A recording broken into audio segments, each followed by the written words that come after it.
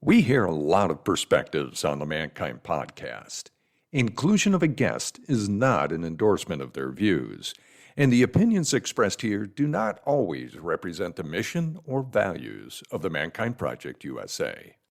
G'day and welcome to another episode of the Mankind Podcast, the show where we break the molds of modern manhood to prove there is more than one way to be a man. Today, we are joined by Saed Hill, the Assistant Director of Prevention and Masculine Engagement at the Center for Awareness, Response and Education, CARE, where he develops and implements strategies to improve masculine engagement in the prevention of violence. Saed's work focuses on leading collaborative efforts at Northwestern University in men's engagement programming and education around healthy masculinity. Saed also serves as a confidential survivor advocate and support for students impacted by sexual violence, relationship violence, and stalking. Man, what a resume. Welcome to the show. Hey, it's great to be here, Brandon. Thanks for that. Absolutely. Of course, kudos and shout outs go to Dr. Ryan McKelly, as well as Daniel Ellenberg, who kind of through our various conversations and connections, both of them said, you've got to speak to Saed. So grateful to have you here, man. Yeah, absolutely. Love those guys. And, Daniel himself, Dr. Ellenberg, has been a mentor of mine for years now. And so really happy to be here and be part of something that they also value. And I really value this podcast as well. I listen too. So appreciate it. Oh, amazing. Well, does Daniel... is he as cheeky and provocative and sometimes annoying to you as he is to me? Never annoying, Daniel, but no, he's just such a connected individual, and I mean that in terms of connected around emotional depth and all sorts of stuff. And I saw him speak at a conference, and I was just instantly attracted to his vibe, his energy.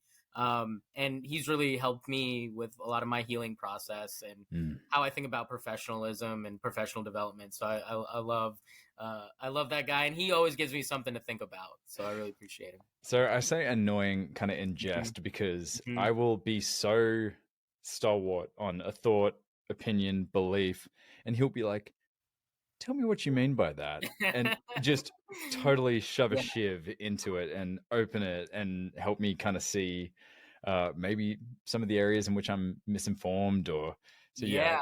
I have never been in a conversation with him that has lasted less than 45 minutes. Absolutely. And my first real conversation with him lasted well over an hour myself. And I'll tell you a quick, not that it has to be about Daniel, this podcast, but I'll give you a quick thing about Daniel, is that I once made a vision board for 2020, and that was going to be my vision board for 2020 at the time. And I made it probably in like September of 2019, and I talked to him about it, and he listened to it, and then he kind of told me, he said, that's kind of a stupid vision board. and I was like thrown off by that. I said, well, what do you mean? He said, well, you still have so long in 2019, Saed. Why don't we slow down a little bit and think about what else there is in 2019? And it's just one of those moments where I typically I can have my own anxieties, my own fears, my own future tripping sort of mentality. And he's always been really good to help ground me with something as simple as that. So appreciate him. Yeah, absolutely. Shout outs. And I know many of you appreciate Daniel's work too, because one of his episodes is one of our most viewed, where we talked about 3 keys to courageous conversations. It's like episode 3 or 4. Check it out. But man, tell me, like, you've got a lot of experience in the space of working around men and masculinity, especially like specifically around, shaping what healthy masculinity looks like. Curiously, man, what lights your soul on fire about this work? What attracts you to it? What draws you to it? Why are you here doing this work, this stuff? Yeah. I mean, I think that it started really off of me. It really started off with me identifying some issues within the field. And so when I first started getting really interested in masculinity work, I was an undergraduate and going into grad school, attending my first APA conference, my first American Psychological Association conference. And there I heard many of my colleagues who were women talking about sexual harassment and violence within the field, with supervisors, with and fears and issues with even colleagues at the conference itself. And actually what stuck with me was one colleague naming that she reported it to one of the security folks at the conference some of the issues she was having, and he used that in turn to harass her himself. And so it Jeez. really started out with just what the heck is this? What's going on with that? And led me to just researching more things around like sexism, hostile benevolent sexism in particular, bystander intervention, things like that around violence prevention. And that really led me into like looking at studies around the gender dynamics and components of that. And it led me into a space of really starting to reflect more on my own behaviors, my own masculinity. How has that impacted my ability, or at times inability, to connect to others, especially women in my life? And so it really started with things around that, and really, though, blew up into a full-blown exploration of my own relationship with men throughout my life and who my models were, such as my father. And so although it started out of this collegial sort of thing around gender dynamic, which continues to be a huge part of my work now, it really turned into and snowballed into a lot of awareness around some of the places where I just felt incomplete and didn't even notice some of the gender components because I didn't have to at times because of my own privileges or backgrounds or whatever. So that's sort of how I got into it. And what continues to keep me in it and what I love about it is I love helping people feel free, feel lighter, connect. I think freedom and liberation is a huge part of this work, especially justice-oriented work. And part of that is freeing ourselves of some of these shackles and restrictions that maybe, masculinity in particular, which we'll talk about, might kind of hold on to us a little bit, and impact us. And so wanting to help folks exercise that and explore that. Right. And so let's get kind of granular. What does that look like? What's a day in the life? Who are the people that you're working with, and what are the Yeah. problems that you're solving? Or at least working towards solving? Yeah. So at Northwestern, in that work, my job is to primarily work with students who have been impacted by various forms of violence. So you said it before: sexual violence, relationship violence, stalking, those sorts of things. So I'm a confidential support. So my job is to meet with students who have been impacted and help them re-regulate, process some of those initial responses to those traumas or that impact, and feel some of that, and connect them to other resources within the community or the university that can continue to help them from there.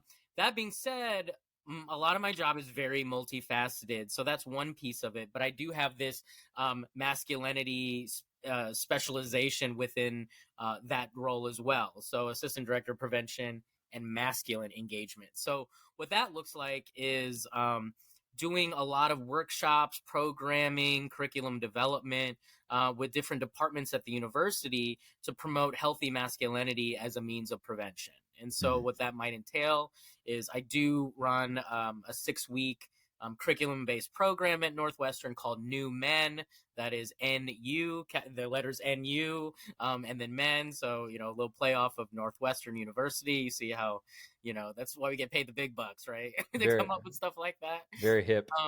Yeah, so clever.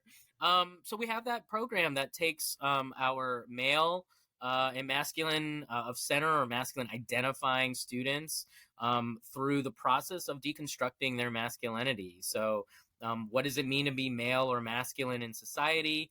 To let's talk emotional intelligence, to let's unpack policy and how we can use our voices to advocate for better policy around gender. So things like that is also what I do. I supervise a student group called Mars at Northwestern as well, which stands for Masculinity, Allyship, Reflection, and Solidarity, which is a student group that does peer education with other students around masculinity and consent and sexual violence work. And so that's the kind of work I do at Northwestern, leading those sort of conversations, notwithstanding some of the work I do outside of Northwestern as well. You're a busy fella. Wow.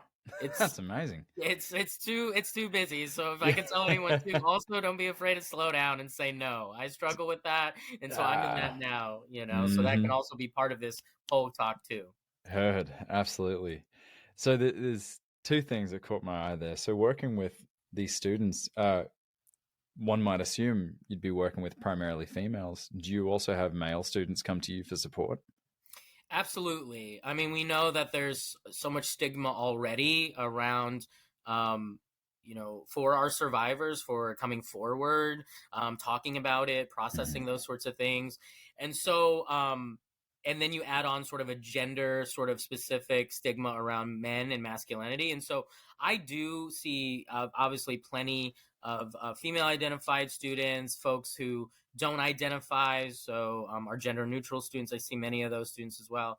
But I do see many men within over the last several years of doing the work who come in and process some of the harm that they've encountered as well. But it's fewer and far in between. And part of it as well is that it's harder for a lot of our male or masculine students to name the experience of experiencing violence because of some of the messages they may have received around who experiences sexual violence or how. And so that's part of that job as well.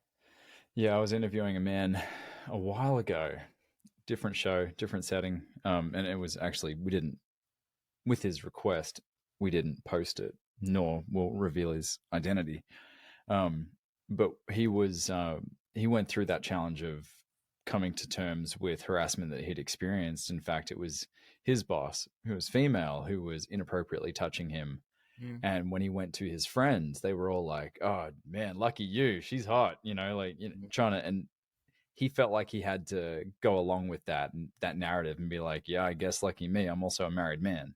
I'm also, and he got stuck in this kind of dichotomy of, well, my buddies think they say they wish they were in my position, where I feel incredibly conflicted, hurt, violated." Yeah. So there is some trudging to do through the mud to kind of get ourselves out of these frames of what does it mean to be a victim of harassment, and to identify as one. If we talk man box, like you're talking about, kind of deconstructing masculinity, Paul Kivel's Act Like a Man box, you don't talk about that stuff. Right. That stuff happens to you. You shove it down, stay stoic, don't show weakness. So naturally, men won't come forward for some of these things. Yeah, absolutely. And, what I emphasize a lot, especially with the man box and doing that kind of activity where we're really just naming sort of the rigid stereotypes, or the rigidity around what it means to be a man, and really deconstruct that. What we see is that at the core of it, what we're saying being a man is to be powerful. And the definition of that power is to be able to sort of have at all times a sense of agency, responsibility, control, protection. Control is that huge one. And when we have men who are not engaged with that, or maybe do not hold those things, because none of us do at all times. And that's sort of the issue, is that we don't get the message of that being okay, or it being okay that you don't always feel the most powerful, the most in control, the most even keeled. And so when we get those messages, when we're not that way, because, hey, being a survivor of violence, it's designed to strip you of some of that power, control, agency, then a lot of men don't know what to do with that, and they're very confused. And there's some really interesting statistics about how, as compared to women who are survivors, men who are survivors of violence have exponentially less ability to identify that they are survivors of violence, to even name that, because that may not even be an experience they're familiar with for their own gender. And so we see huge issues with that. And to your point about your friend and him hearing from these other men, sort of almost making light of it, we see that piece too, where we often mock, men who are on the receiving end of that. I think about the film Horrible Bosses, which actually coincides with this situation really well, where there is a boss who is a woman, Jennifer Aniston's character, who sexually harasses her male colleague, but I think she's actually his boss, right? Supervisor boss. And it's treated as humor, it's treated as funny because of how good looking Jennifer Aniston is, what this other male character looks like. And those sorts of messages, we have to be really careful and to scrutinize what that message is, because that makes it so much more difficult for men to come forward, and continues to make it much more difficult for anyone to come forward, for that matter. Yeah, that makes complete sense. So, in a sense, we kind of need to, as it pertains to describing and labeling harassment, we need to kind of level the playing field here. Not to suggest that, not in any way to say that we can measure the amount of harm that's done based on gender.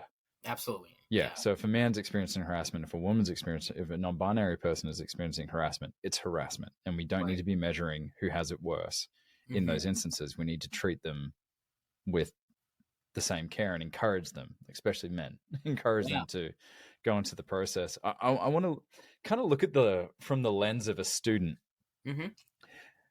Younger person, kind of in the no man's land of figuring out what it means to be a man, right? You got these like 18 to early 20s kids that are in a college environment that are still very much hormonally developing. Perhaps some of the messages that are getting their attention are the Andrew Tates of the world, or the frat bros that they're engaged with all the time. I'm trying to look from the lens of a young male student who's possibly going into your class thinking, I'm just going to get called out in this.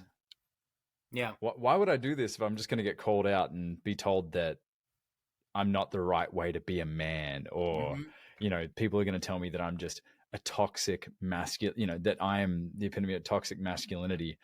How do you welcome someone who may hold beliefs or behave in a way that some could judge as toxic, in a masculine sense? How do you welcome them into that environment? How do you bridge that gap? How do you engage them? Yeah. I love that question. I think when we're talking college students and some of my college men that I work with, the first thing is food. The making great sure equalizer. Food available to get them to the table, and then that might disarm them a little bit mentally around and emotionally around some of that trepidation or whatever it may be. But no, truthfully, it's really about what the message is that we're providing folks, right? And so I think there is a way, and I know this from the young folks that I work with at Northwestern. Obviously, discussions of masculinity are much more mainstream than they have ever maybe been in a long time, if ever. Just really exploring masculinity, scrutinizing that as a system, as an institution, as a noun, whatever it may be. And I think as well, like with that has come that label of toxic masculinity, right? And I think we have a newer generation of students who are coming up with this, not only more exploration of masculinity, but exploration of something called toxic masculinity, right? And hearing a lot about how masculinity is toxic or whatever that may be. And I do understand maybe there's some hesitancy to come into the work from that lens, because it's hard to be someone at any age, much less at a real developmental spot, hearing that a core piece of maybe your identity is really scrutinized and maybe considered even toxic. So part of my approach is to already set the tone by saying, I don't believe that masculinity is inherently toxic whatsoever. I think that there's various aspects of masculinity and what it means to be masculine, aligned or identifying that has a lot of utility and usefulness. I think, things around being protective or things around being in control or having a certain sense of power and agency. Stoic, or being even stoic. stoicism at times. Like, that mentality of don't let them see you sweat kind of thing, that might have usefulness in moments or at opportunities or times, right? Our message, though, is that what does it feel like to have to be those things at all times, all the time?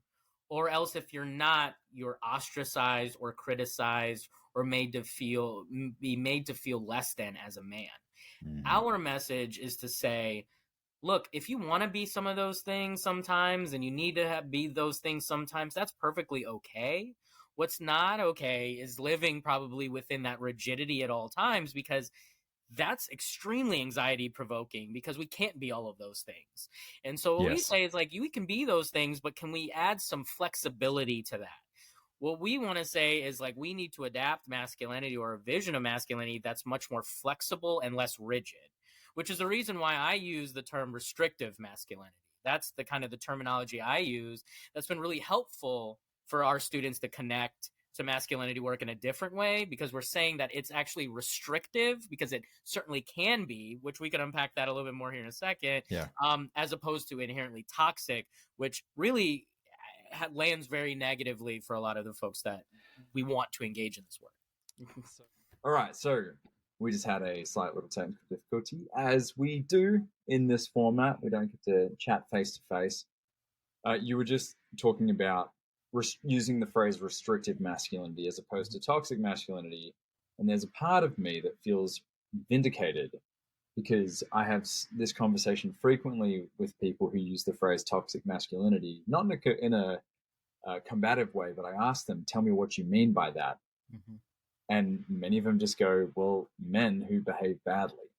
Mm-hmm. And I try and share with them, perhaps the phrase in itself has become toxic and isn't being used appropriately. And masculinity doesn't necessarily, those characteristics don't always represent men.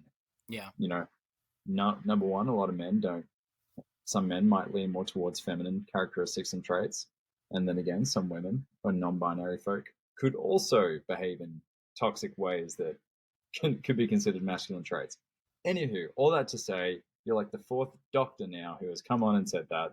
I feel vindicated, and I feel like I can just send them to the podcast now. Yeah, yeah, absolutely. And the reason I started, it was because I started to get feedback from not just some of my male or masculine students, but some of the men who are actually even older than I am, who had some issues, certainly with the phrasing. And so part of it did start a little bit from semantics, some of a semantics place. But when we really delve into it, it is 100%. We have to be really accurate, or at least intentional about how we're saying things or how we're thinking about things. So if someone says toxic, I want to know what they mean by that. Like, what do you mean by toxic? I also think that, toxic just isn't, it's just hard to define what that looks like, in a sense, to study that or whatever. But in the end is just inaccurate to what we're saying. Now, what I will concede with that is, and I'll often tell people, is that there certainly can be forms of how we show up in our masculinity that is toxic. So toxic forms of masculinity or toxic traits, like there's some toxicity. We could use that term if we want to in that way. But if we're talking masculinity, I think I found it to be way more helpful to call it restrictive, because in that context, we can say that we can do things to unrestrict while also saying that there might be stuff within that man box that has usefulness. And let's talk about that. Yes, as well. Absolutely.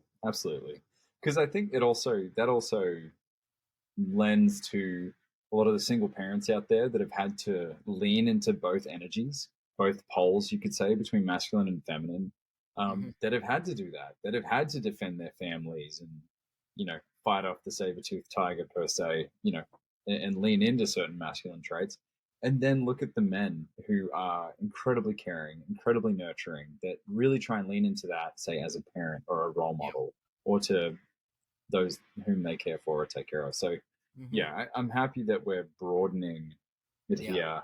So, restrictive masculinity. So you have these classes, you bring in these students, you kind of play the role of kind of deconstruction. What is the biggest objection, you could say, or challenge that you hear from some of these students as you start to give them some other options as to what their masculinity could look like for their manhood? Yeah. Well, let me say this. The first thing is that when I have discussed this in this way, using the term restrictive, and helping to contextualize that for folks, and explain what it is, through explaining what the experience of restriction is, right? Like, that's really what we're getting at. These are words, these are terms we're using, but what is the experience of feeling restrictive? I will tell you, I've rarely had any pushback from wow. folks about how we approach that, because what we're simply saying is that we don't want you to be necessarily like completely different or not be masculine or whatever, or saying being masculine is negative. Just that, can you provide yourself some permission to be more flexible with yourself in those moments or times when you don't feel like you can be, that in that man box in that way, or it's not helpful or useful to you. And also at the same time, can you grant permission and modeling for others to do the same? And so people have really resonated with that. Now, what I will say, some of the biggest, if I do get pushback from men or even from other women who I also do these workshops with around thinking about, because we all know we have, masculine traits, characteristics, feminist traits, characteristics. There's a yin and yang of that all, right? And so what I've seen and what I've encountered is this idea of, well, Saeed, maybe in a lot of contexts, some of our men are already feeling or experiencing vulnerability.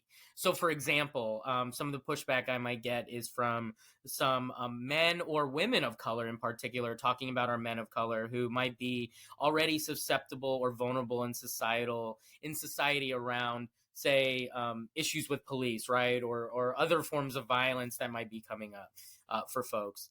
And so what I might get is, well, Saeed, you're talking about teaching our men to be more vulnerable, but they're already so vulnerable in various ways in society. So how do I give that message to them? And isn't that more harmful to have them become more vulnerable in some way? And shouldn't masculine folks be tougher or harder to combat some of that,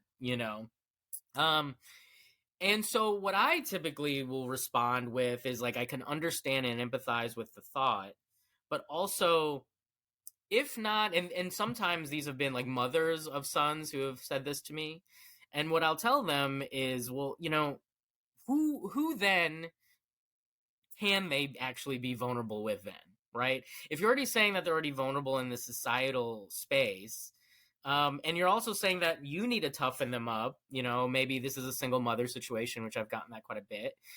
You need to also toughen them up. Society's also going to try to toughen them up. Other men will try to keep them tough. There might be expectations from other women for them to be tough. When do they get to let go of some of that? Because what we know is when if you're not allowed to let go of some of that and step into not having to be all of those things at all the time, that eats away at folks. And the analogy I give, and apologies for folks who might be a little claustrophobic, that I'll give this example. It's an analogy, but if you were to be trapped inside of a box, right? If we're thinking quite literally the man box, if you were to be trapped inside of that box, how might that feel? There's a lot of anxiety, a lot of fear. But if we give you opportunities to get out of that box, you might love that, right? You want to get out of that box, feel more free. Yeah. But what if I told you, hey, I'll give you the tools to try to help you get out of it, but then we're just going to make fun of you for using those tools. We're going to isolate you for using those tools. What's the point of getting out of the box? Where do I need to get out of the box? Like, there's a lot of confusion to that. Right. And so what we want to do is provide that permission and modeling to say is like, hey, let go of some of that. That's okay. You can divest from some of the power, some of the control, some of those rigid messages we get about toughness. We can divest from some of that and still affirm you, and not, and it doesn't have to mean that you're any less masculine or any less of a man. Right. It just means you're a more complete human, and that's what we're looking at. Right. A more complete human, as opposed to a sliding scale of how manly you are. Right. Yeah. Mm-hmm. I appreciate that. The affirming piece, I believe, is where it's powerful, because you're potentially asking them to step outside of a box that they're so familiar with for the majority of their life. Mm-hmm. And to try on some new skin. It's a scary thought and prospect, especially considering maybe all the environments that those people occupy. Yeah. Affirm the man box. Affirm. I mean, absolutely. I went to the old boys private school where rugby was a religion, and it was don't be a bitch, don't be a pussy, don't be these things, and I subscribed to it. Yeah. It never landed. It never felt right. But Mm-hmm. I wanted to be a part of the crowd. I didn't want to be left out. I didn't want to be, not manly, so I just followed suit. Mm-hmm. And yeah, people get hurt in that space. Well, one of the big things that we'll talk about is just simple, and it sounds so simple because it really is, but it's more complex than that, is that just simple exposure to the idea that you could be a little different than some of these societal expectations or how you always learned is really illuminating for folks in the first place. Yeah. I grew up with a very loving father, and he loved me in the ways that he knew how to love me, but he also didn't know how to model because of like gender components, cultural components. I'm an Indo-Caribbean man, and some of those Indian traits, characteristics, or Caribbean culture of men being tough, or being sort of in charge of things or not as emotional. I mean, I didn't get that from my father. I didn't see that from other men. And so I was off just trying to learn from anybody. I was a big pro wrestling fan. I was like, oh, these men who are professional wrestlers, I guess that's what I'm supposed to be like. Or, there weren't a lot of Indian men on TV or movie or media, or men of color in particular, that I felt like I could resonate with. And so you're kind of off on your own, and you don't necessarily learn how to question some of that. And there are privileges involved with that identity, but also there's such a cost to some of that too. And I think part of the cost of living within that man box rigidly is a loss of connection, a loss of support, and a loss of like connecting to yourself internally, because you're constantly trying to keep up with this sort of appearance that's just like it's imagined, it's sort of made up, and that's hard. Well, it's also when you learn to identify what it looks like and how it turns up, maybe someone wants to be like everyone else, like I was, but I don't think I can't speak for everyone, but I'm going to try to speak for everyone. I don't think it's within our innate desires to be like everyone else. Yeah. I mean, have you ever been down in Florida during spring break? God, they dress identical. Yeah. And it's like I witness the behavior at the bar or whatever, and I'm like, man, it's like cookie cutter. Yeah. Cookie cutter. Just and the kids having a good time. They're figuring themselves out. I'm not trying to say that there's anything wrong inherently with the phase of life as it is, because I did that myself. I did all that stuff myself, and it was necessary, I guess, to touch the stove in some ways to realize what I don't. What doesn't work for me as a man individually.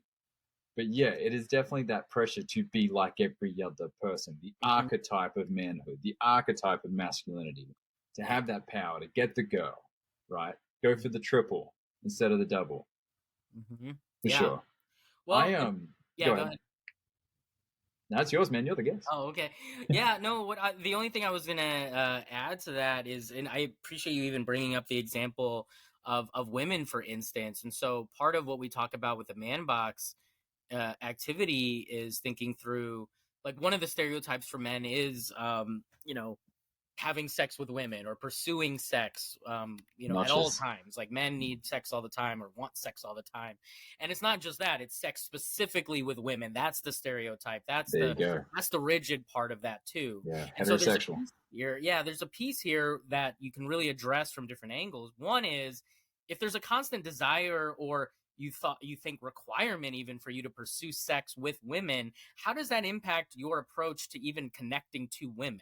Right? How does that influence the kinds of things you talk about, things you're interested in, how you try to approach that conversation? If that's the end goal, if sex is an end goal all the time, like, what does that do to your brain? What does that do to your connection, right, to others? So that's one piece that you could always talk about. What does that do to the understanding of consent as well? The other piece of that is the value of women. Absolutely. And the value of women, if that's what they're there for. And so how does that start to influence not only your response and interactions to them, but other men around in your life as well, right? If that's what you're sort of bonding over. At the same time, it's the idea of, it's so rigid to say that it's only with women. That's what makes you a man, because then we start to box out, ironically, we box out men who have different sexual orientations or preferences, or are folks in the asexual community as well who exist, who may not find pleasure in that or want to pursue sexual relationships or dynamics. Does that make them less than men? And so what we're just saying is, like, there's a way that this starts to emphasize things like homophobia, potentially transphobia, some of these other things, when we start to make these hierarchies and requirements around masculinity. And so again, can we say, yes, if you're just always living in the man box in that way, then that can be very harmful. And we want to get away from some of that. But at the same time, let's provide that flexibility, rigidity, and permission to say that there's so many other forms of what this looks like, so we can feel just better and less anxious about ourselves. Because through that anxiety and through is really, and restriction is where I think we start to do harm, not only to ourselves, but other people as well. Well said. I think another benefit of what you're doing, which I've experienced and witnessed, is identifying, let's say, anything you're doing, being right or wrong, is purely subjective. How open are you to looking at the potential impacts of your actions and your behaviors, whether intended or unintended? That was the knife in the stomach for me. Yeah. Oh my. What about that? What about that really stood out? I'm curious. I would say just how I had treated sexual partners in my early 20s. I mean, silly anecdote, I remember hanging with some friends, and this one girl I'd hooked up with kept calling me. And I remember being like, oh man, she's keen. She's, chasing me. She wants it, whatever. And I was ghosting her. I had left my hoodie there. And she was just like, do you want your hoodie or not? Like, she didn't want anything from me, but I had this assumed status in or power dynamic in her and my relationship that, I have what she wants, in a sense, when it was, oh God, I feel icky just even thinking about it, because it's such a polar difference to how I hope to, treat my wife and model for my daughter. So it's been a journey, but it's definitely been a slow peeling of the onion, you could say. I think that's another part of the work that you're doing that I think is really powerful, is you're telling these boys, well, these men, kind of boys, but you're telling men that, hey, this doesn't happen overnight. And it's up to you. You are the one holding the pen. You're the one who has to determine what this means for you. No one here can tell you what's right or wrong, in a sense. You've got to really come to that conclusion yourself. Yeah. Which I think is the most affirming piece of it. Yeah. Right. There's been such a beauty in watching students and folks who aren't even students who I work with, right, outside of Northwestern, come into a space where they really explore that piece of their identity, that piece of what it means to be men, or it means to be masculine, or or masculinity itself for them, helping them come up with those definitions for themselves, but also just explore it, maybe for the first time, in a way that feels like safer, with others who are maybe struggling with that as well. It's been really powerful and really rewarding to watch that process. The aha moments, right, of clicks, like even just what I saw, like you were sort of explaining just now, Brandon. I've reflected on some of the ways I treated people or I handled certain situations, and getting across to folks that intentions do matter, but intent and impact is different, right? Yes. And I think what's been really illuminating, and I think it's hard, and you asked me the question earlier, what's sort of the biggest pushback or hard for some of the men to understand from some of the work we do. One of the biggest things that's been hard for them to get, I think at times, is that as men, and this could be a lot of people of different identities, but just specifically talking about this group, you have impact automatically when you're in a space, right? Just by the sheer way that you are. I mean, our identities, we get caught up in the politics of everything, but there's ways that me, as an Indian man who looks the way I do, shows up in a certain space, already feels political for someone, or already feels like activating in some way for somebody. And the same thing with a lot of our men who don't quite understand that if you're in a space, it's this idea of like, well, I'm one of the good guys, right? I'm a good man. I'm not out there assaulting people or harming people. Like, I mean, well, like, not me. Like, what about me?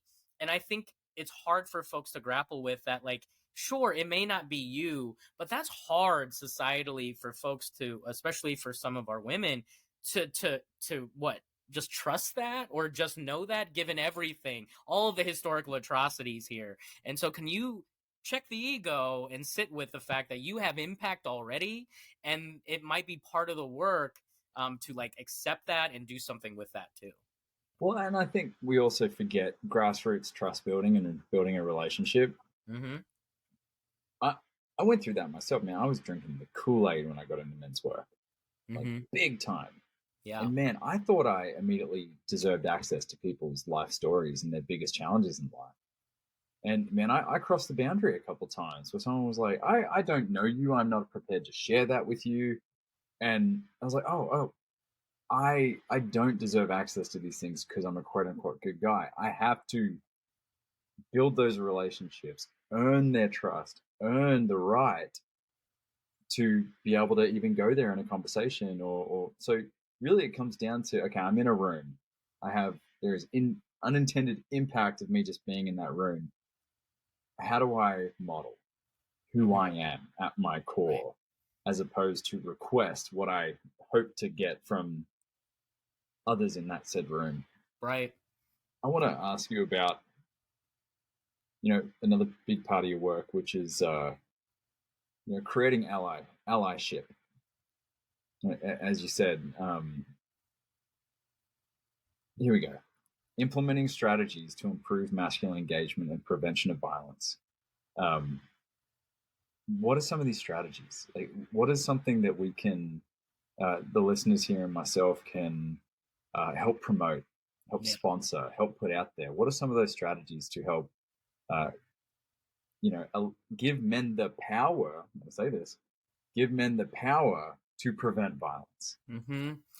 Yeah, so what we want folks to know is that you already have. We all show up to this differently, but we already have so much power, regardless of identity. I mean, we have so much power in this space, and we have and what I have a lot of my young men focus on is who their spheres of influence are. We have so many people that we influence, regardless of like what level, degree, whatever that we have. And so how do you use that influence? So part of it is even on a very baseline level. Are you even talking about the sort of invisible stuff? Are you talking about identity? Are you talking about sort of the day-to-day stuff? I encourage my students to not just leave these meetings where they're spending an hour and a half deconstructing masculinity and that's it. But how do you live within that throughout day-to-day basis? So how often do you ask like your male or masculine friends about like, hey, about their day-to-day lives, but then asking like sort of how's like the, being a man sort of influence some of that, like sort of expanding that conversation with male friends or colleagues or whoever it may be, or other people in your life, regardless of gender. Just what are the gender dynamics there? Like, can you name that? Can you talk about it? There's a lot of things and ways that we interact that just go unnamed and unspoken. And so if we can create some more awareness with these folks to start naming some of that and bringing it up, I think that that's really powerful. So in spaces where I might be the only male or masculine person, which is often given the field I'm in, am I able to sort of model an awareness of that? I ask questions here and there about like sort of my impact now, not wanting folks to do a ton of labor with me, but like sort of just like, hey, how'd that land for you? How are you doing? So it's sort of this idea. Be the last to speak. Right. Ask more questions. Yes. A perfect example of my lack of awareness in grad school was we were in a psychology course where it was me and like two other males, and there was like a bunch of other women in the class. And it started to be a topic around like gender, and it was us three who were going back and forth talking to each other.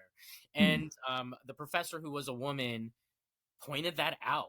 And it was like one of those moments where you're like, oh my gosh, here I am thinking I'm unproblematic and I'm not hurting people. And it's the subtleties of that. And people might say that's not such a big deal, but it is, because it's sort of what's the underlying message when these three men are just going without a lack of any kind of awareness, and all these women, what are they experiencing? And so you guys had a school dance. Yeah, It yeah, was just men were on this wall, women are on this wall. absolutely. And it's like that awareness and naming that and calling that out is so vital to relationship building. So on one hand, it is like, so can we start providing some tools at how language on how to talk about this, normalize those conversations, and really encourage that. I think outside of those students, can we encourage like listeners, folks to also ease those restrictions themselves, like maybe like deconstruct your own biases, your own expectations of masculinity. How do you accidentally or incidentally even promote that? So an example that I'll give is I, as a child, cried a lot. Like I'm a very emotional. I'm a Scorpio. Maybe that has something to do with it. But I can be very emotional. And when I was a child, I had a family member say to me when I was crying, "Wow, Said, you're really your mother's child with all those emotions," right? Now, that feels very like innocuous, just a very like off, whatever kind of comment, not much meant by it. But as a child, that had such impact on me because it made me think like, oh, that's mom, right? With these emotions. And I recognize dad never cries and never. So what does that already do to like my identity development or thoughts about like, how do I want to be? Yeah. Right. Um, and so that has impact. So thinking about like, when you're asking folks like that or asking boys like how's your girlfriend doing when they're like 10 years old, like what is that, what are we trying to assume there and push there? It's so these little subtleties of even how we talk to people that I want folks to slow down and think about too. So you've got this format in which guys come together to talk. Mm-hmm. All right. We at the Mankind Project have men's circles, thousands of them, all over the world. And in my men's circle, I have guys that have been friends for a long time. They sit in 1 or 2 meetings and they can't shut up. It's like, boom, like the lid's been blown off. And they're like, man, I haven't thought about that or said that or even considered that being a thing for my whole life. But now I can see, boom, boom, boom, because there was a safe enough environment in which they could come and kind of audibly process. Also something, I mean, dude, you're the expert. I just want to kind of riff and rap with you here. What I've seen as well is giving men that space to get it wrong, whatever wrong is, but to say, have something come out the way you don't want it to come out, but to take that subjective swirling message or story in the brain and get it out so that they can actually craft it, see the impact of it, identify like, oh, I'm happy I did that here and not with my wife or with my daughters, or it's that space to kind of be fallible and figure it out without judgment, without shame. Yeah. That in itself is something very incredibly foreign for a lot of males. Yeah. And what I want to say about that is, so I did a research project with my students, who I supervise around what the benefits that they feel like they get from the programming, right? From the group, from the programming, exploring masculinity in the ways that they do. And a constant theme that came up for them was some of what we talked about, which is that early masculinity education was so limited or non-existent. So we're already talking about an identity that really does influence a lot of aspects of our lives day to day in society that we're never naming or talking about by design, I think, in ways, right? When we think about power and some of these other dynamics.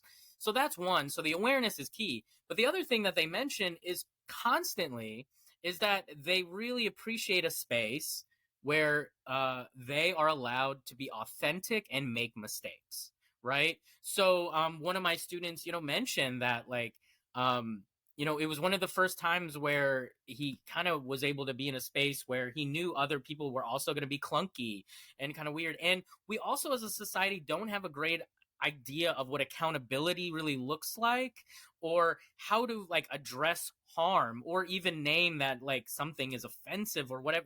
I mean, there's a lot of dynamics around repair work and interpersonal and being relational with each other that we don't understand. And so when we have folks making these mistakes in public, on one hand, that can be very harmful, right? That's very harmful and that has impact. Yes.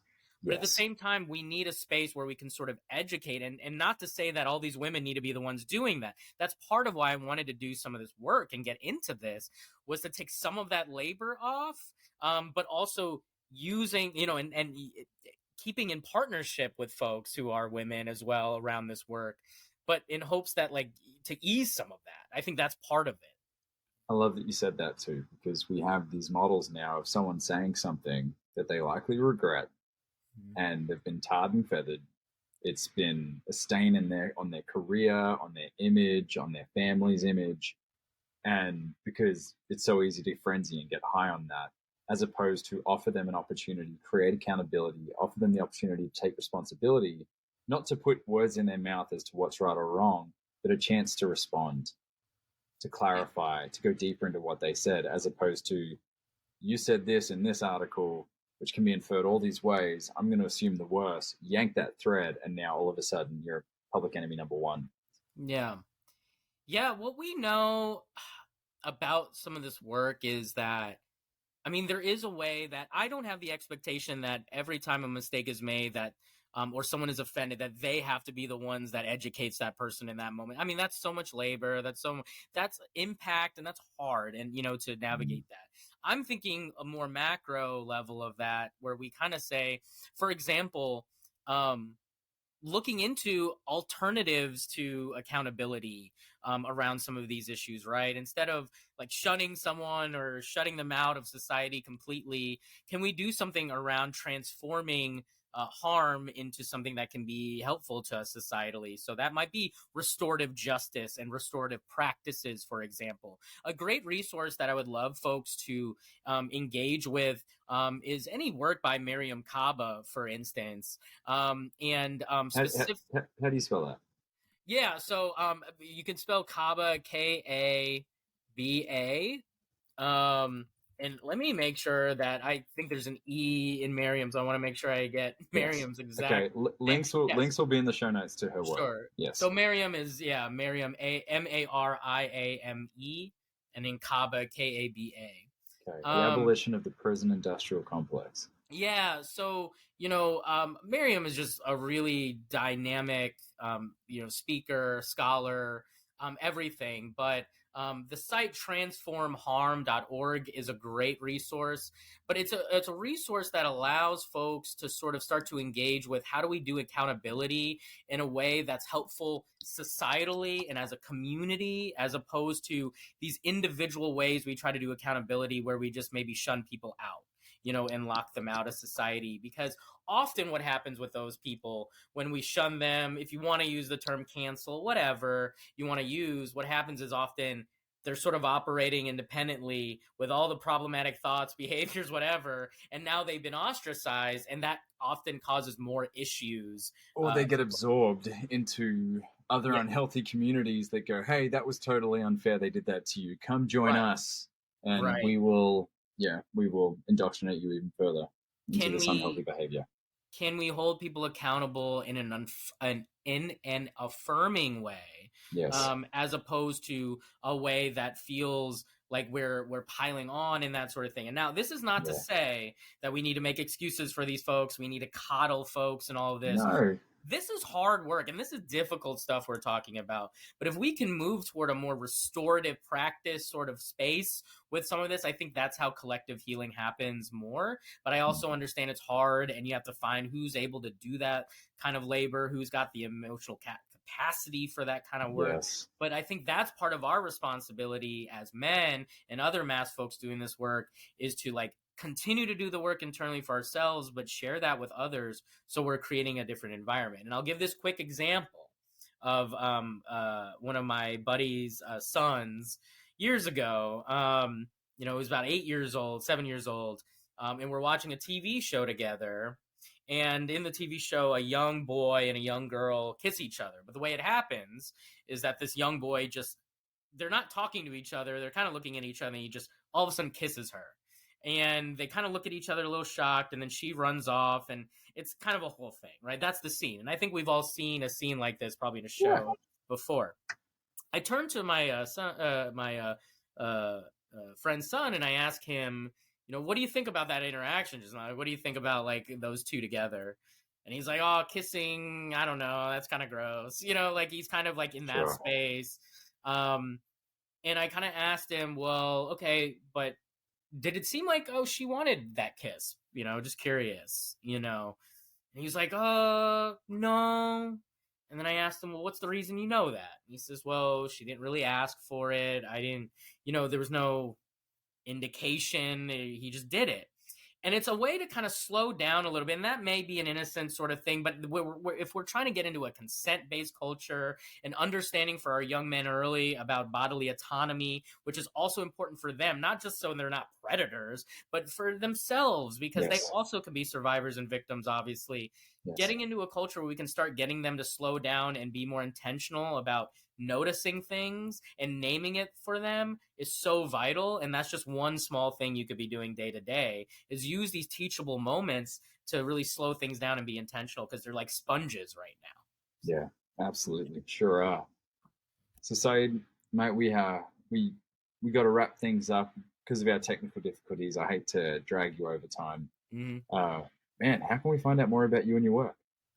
Yeah, I mean, you can certainly continue. I mean, I'm on the Northwestern website, so I want to promote our department, which is the Center for Awareness, Response, and Education at Northwestern University.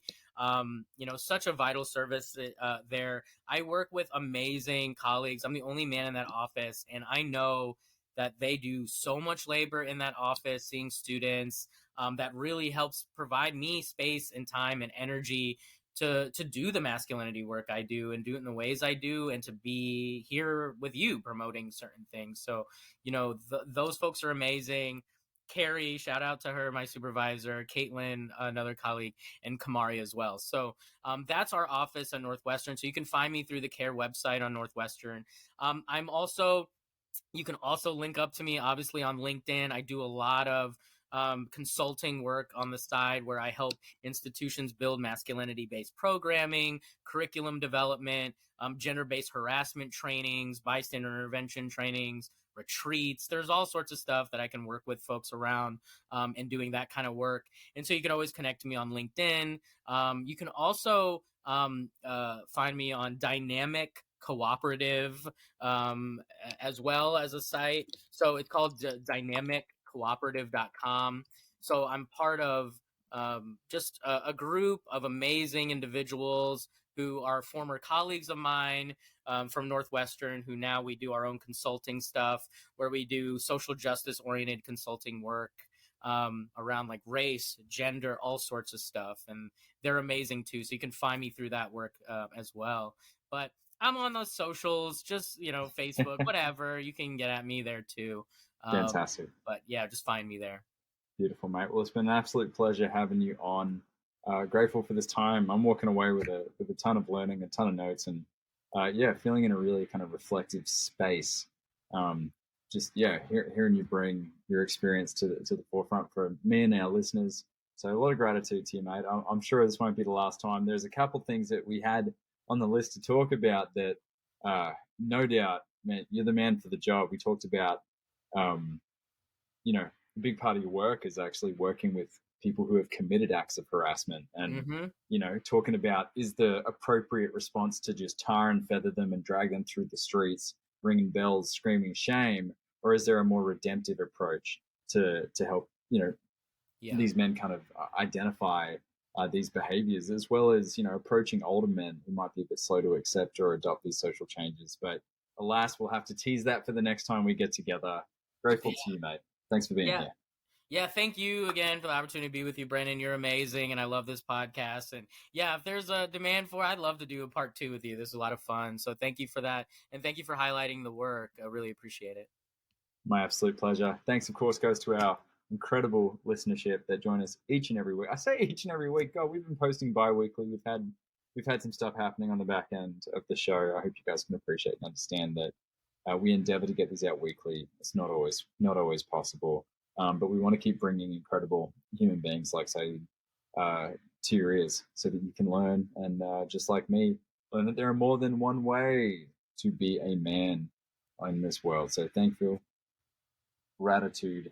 We will see you hopefully next week.